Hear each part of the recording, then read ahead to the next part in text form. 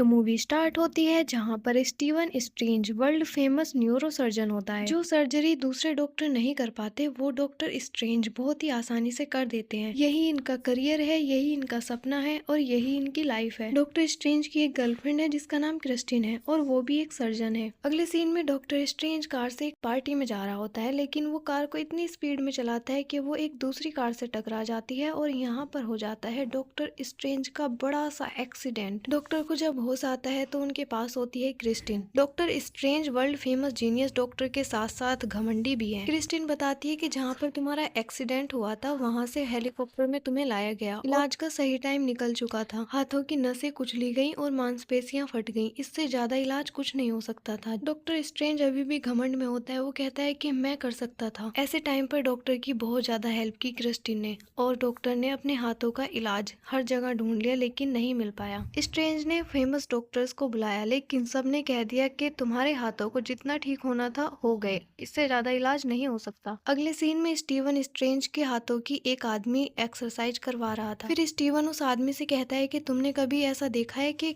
किसी आदमी का इलाज होना नामुमकिन हो और वो फिर भी ठीक हो गया हो? वो आदमी कहता है कि हाँ बिल्कुल, एक आदमी मेरे पास आता था एक्सरसाइज के लिए। उसके पैर इतने डैमेज थे कि वो जिंदगी भर चल नहीं पाता और उसकी रीढ़ की हड्डी टूट चुकी थी। उसका इलाज नामुमकिन था। फिर एक दिन उसने मेरे पास आना बंद कर दिया। मुझे लगा मर गया होगा, लेकिन कुछ सालों बाद मैंने उसको रोड पर देखा और वो भी दौड़ते हुए। स्टीवन कहता है कि मनगढ़ंत कहानी है। तो वो आदमी कहता है कि डॉक्टर मैं उसकी फाइल को निकाल कर लाऊंगा, ये बहुत ही मुश्किल होगा लेकिन आपका घमंड तोड़ने के लिए मैं उसकी फाइल जरूर लाऊंगा। अगले सीन में डॉक्टर अपने हाथों से कुछ लिखने की कोशिश कर रहा है लेकिन उसके हाथ इतने ज्यादा डैमेज हो चुके हैं कि वो अपने हाथों से कुछ नहीं कर पाता और हर टाइम उसके हाथ कांपते रहते। उसकी उम्मीद टूट जाती है और उसका करियर बर्बाद हो चुका है। अगले सीन में क्रिस्टिन उसके लिए खाना लेकर आती है तो वो उसे समझाती है कि जब तुम्हारे हाथों का इलाज नामुमकिन है तो तुम इसके पीछे क्यों पड़े हो, जिंदगी में और भी तरीके हैं जीने के लिए। स्ट्रेंज उस पर चिल्लाकर पड़ता है और कहता है कि मैं अपने करियर को दांव पर नहीं लगने दूंगा। वो कहती है कि मैं तुम्हारे साथ रहूंगी हमेशा। तो स्ट्रेंज उस पर फिर से चिल्लाता है और कहता है कि मैं बेचारा नहीं हूँ लेकिन तुम्हारे लिए तो मैं बेचारा बन गया हूँ ना, बेचारा स्ट्रेंज। वो क्रिस्टिन को इतना बुरा भला सुना देता है कि क्रिस्टिन का तो दिल टूट जाता है और वो स्ट्रेंज से कहती है कि गुड बाय, मैं तुम्हारे पास अब नहीं आऊंगी, जैसा मन करे वैसी जिंदगी जियो।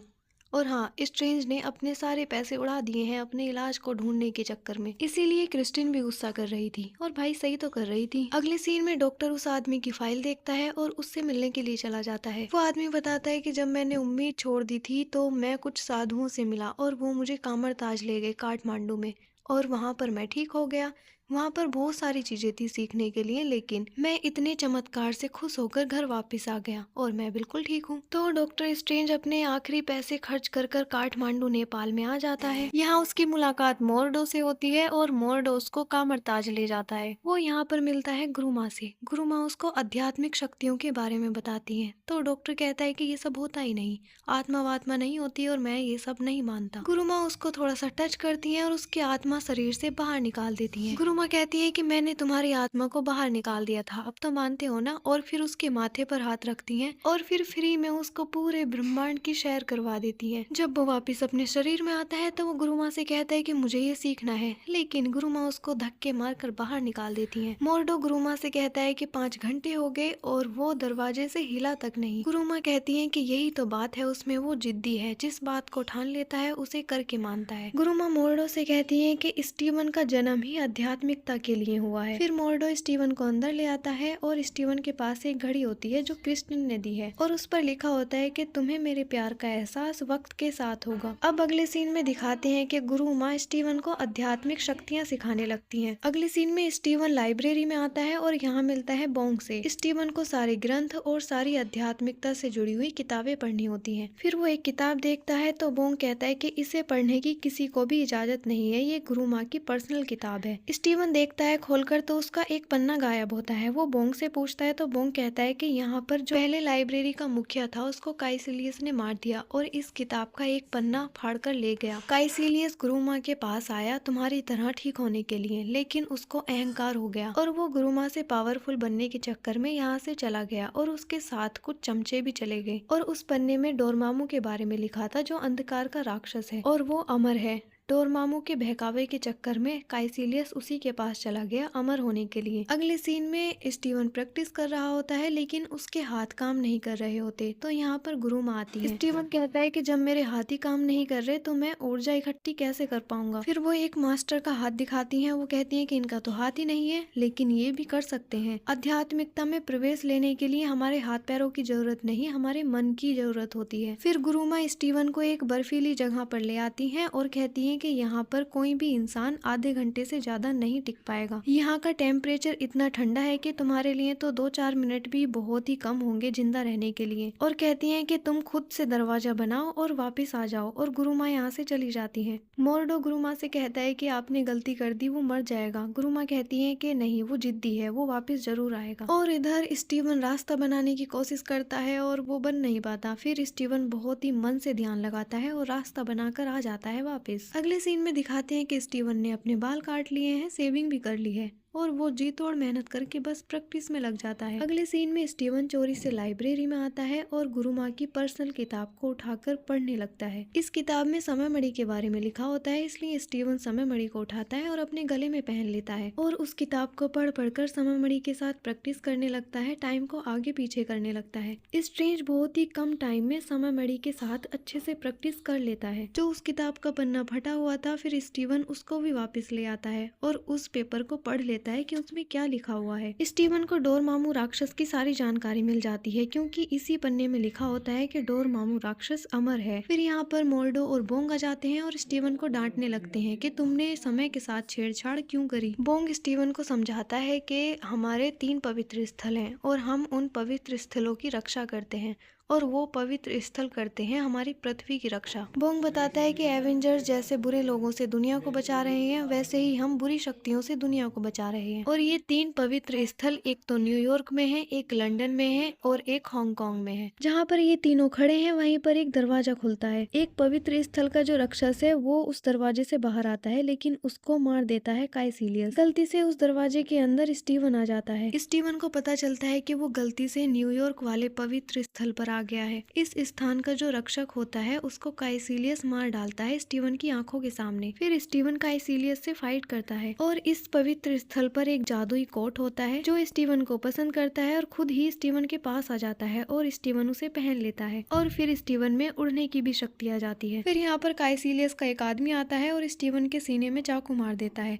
और स्टीवन के सीने में गहरा जख्म हो जाता है जिसकी वजह से खून बहने लगता है। फिर स्टीवन जल्दी से हॉस्पिटल का रास्ता खोलता है और क्रिस्टिन के पास आ जाता है। क्रिस्टिन स्टीवन को बेंच पर लिटा देती है और स्टीवन की आत्मा उसके शरीर से बाहर निकल जाती है। स्टीवन क्रिस्टिन से कहता है कि मेरी आत्मा शरीर से निकल गई है, तुम बस मुझे बचाए रखना। फिर क्रिस्टिन स्टीवन का इलाज करती है और वहीं दूसरी तरफ वो दरवाजा खुला होता है और जिसने स्टीवन पर हमला किया था उसकी आत्मा निकलकर स्टीवन की आत्मा के पास आ जाती है और दोनों आत्माएं आपस में फाइट करने लगती हैं क्योंकि जो वो बुरा आदमी है उसके शरीर को स्टीवन के कोट ने बांधे रखा हुआ है। स्टीवन की आत्मा उसकी आत्मा को मार डालती है तो उसका शरीर भी मर जाता है। क्रिस्टिन स्टीवन का अच्छे से इलाज कर देती है और उसके सीने में टांके लगा देती है और स्टीवन क्रिस्टिन को बताता है कि मैं आजकल कहाँ पर हूँ। फिर स्टीवन क्रिस्टिन से कहता है कि मैं जाना तो नहीं चाहता लेकिन मुझे जाना पड़ेगा। फिर गुरुमा स्टीवन से मिलती है और स्टीवन को समझाती है कि तुम दुनिया के रक्षक बन सकते हो, मैंने तुम्हारा भविष्य देखा है, तुम एक अच्छे आदमी हो। वैसे स्टीवन मानता नहीं क्योंकि वो घमंडी है, तो गुरुमा उसे बताती हैं कि तुम बहुत कुछ हासिल कर सकते हो अगर अपने घमंड को एक बार पीछे रख दो तो। अब न्यूयॉर्क का मास्टर मर गया है और इस पवित्र स्थल को नए मास्टर की जरूरत है। स्टीवन गुरुमा पर चिल्लाता है और कहता है कि मैं मास्टर वास्टर नहीं हूँ, मैं हूँ डॉक्टर स्ट्रेंज। गुरुमा कहती है कि जब तुम सही गलत की पहचान कर लोगे तो तुम्हें इसे स्वीकारना ही होगा और इतना कहकर यहाँ से चली जाती है। अब यहाँ पे मोर्डो और स्टीवन रह जाते हैं और यहाँ पर आ जाता है काइसिलियस। गुरुमा के ग्रंथ में एक कांच की दुनिया होती है और अगर ये लोग कांच की दुनिया में चले जाएं तो बाहर की दुनिया पर नुकसान नहीं होता। कांच की दुनिया में कितनी भी फाइट करें, कितना भी तोड़फोड़ करें, लेकिन बाहर की दुनिया में कोई भी हलचल नहीं होती। इसलिए स्टीवन मोर्डो को लेकर कांच की दुनिया में आ जाता है। स्टीवन से काइसिलियस यहाँ भी फाइट करता है लेकिन यहाँ पर आ जाती है गुरुमा। क्योंकि वो सबसे ज्यादा पावरफुल है इसलिए वो इस दुनिया पर नियंत्रण कर लेती है। जब गुरुमा काइसिलियस के लोगों से फाइट करती है तो काइसिलियस धोखे से उनके पेट में छुरी घुसा देता है और बाहर की दुनिया का दरवाजा खोलकर उन्हें फेंक देता है। जब स्टीवन और मोर्डो गुरुमा तक पहुंचते हैं तो वो बहुत ही ऊंचाई से गिरकर कोमा में चली जाती है और यहीं पर पास में स्टीवन का हॉस्पिटल है और वो क्रिस्टिन के पास गुरुमा को उठाकर ले जाता है। गुरुमा कुछ पल के लिए टाइम रोक देती है और स्टीवन की आत्मा बाहर आ जाती है गुरुमा की आत्मा के साथ। गुरुमा स्टीवन को समझाती है, वो कहती है कि जिंदगी तुम्हारी ईगो या कंट्रोल से बड़ी होती है। कभी कभी खुद से ऊपर उठकर सोचना पड़ता है। असली ताकत जीतने में नहीं बल्कि समर्पण करने में होती है। जब तुम मैं से हम तक पहुंच जाते हो तब तुम सच में बदल जाते हो। गुरुमा की बातें सुनकर स्टीवन पूरी तरह से चेंज हो जाता है। गुरुमा कहती है कि मेरा जीवन बस यहीं तक था, आगे मैं सब कुछ तुम्हें सौंप कर जा रही हूँ। ये जिम्मेदारी बहुत बड़ी है लेकिन मैंने तुम्हारा भविष्य देखा है, तुम पैदा ही इसलिए हुए हो। गुरुमा मर जाती है और स्टीवन टूट जाता है। स्टीवन क्रिस्टिन के पास आता है और उससे सॉरी बोलता है। वो कहता है कि तुमने ठीक कहा था कि जिंदगी में जीने का बस एक ही मकसद नहीं होता, जिंदगी और तरीके से भी जी जा सकती है। वो कहता है कि मैं तुमसे प्यार करता हूँ और तुम्हारे पास रुकना चाहता हूँ, लेकिन मेरे कंधों पर बड़ी जिम्मेदारी आ गई है, इसलिए मुझे अभी के लिए तो जाना होगा। क्रिस्टिन बहुत ही प्यार से स्टीवन के गालों पर किस करती है। फिर स्टीवन अपनी फॉर्म में आ जाता है और कोट पहन लेता है। जादुई कोट स्टीवन के आंसू पोंछता है। स्टीवन कहता है कि अरे अरे बस करना। फिर स्टीवन मोर्डो के पास आता है और ये दोनों दरवाजा बनाते हैं और वहां पर पहुंच जाते हैं जहां पर काई सीलियस ने अफरा तफरी मचा रखी है। अफरा तफरी क्या मचा रखी है, उसने तो पवित्र स्थल नष्ट कर दिया है और यहाँ पर आ गया है डोरमामू राक्षस और वो दुनिया को अंधकार में बदल देगा और काइसिलियस को अमर बना देगा। फिर स्टीवन समय मणि का इस्तेमाल करता है और टाइम को थोड़ा पीछे ले जाने की कोशिश करता है, क्योंकि यहाँ पर जो टूट फूट हुई है और जो पवित्र स्थल नष्ट हुआ है उसको वापस लाना बहुत जरूरी होता है। सब कुछ रिवर्स होने लगता है, यहाँ तक कि कुछ बिल्डिंग गिर गई थी वो भी रिवर्स में वापस आ जाती हैं। काइसिलियस डोरमामू का सहारा लेता है और जो रिवर्स हो रहा है इन सब चीजों को रोक देता है। सब चीजें अपनी जगह पर रुक जाती हैं और काइसिलियस डॉक्टर स्ट्रेंज से कहता है कि वो समय से परे है, तुम उसका कुछ नहीं बिगाड़ सकते, डोरमामू इस धरती पर आकर रहेगा। स्टीवन कहता है कि अच्छा समय से परे है तो मैं उसी के पास चला जाता हूँ। स्टीवन डोरमामू के पास आ जाता है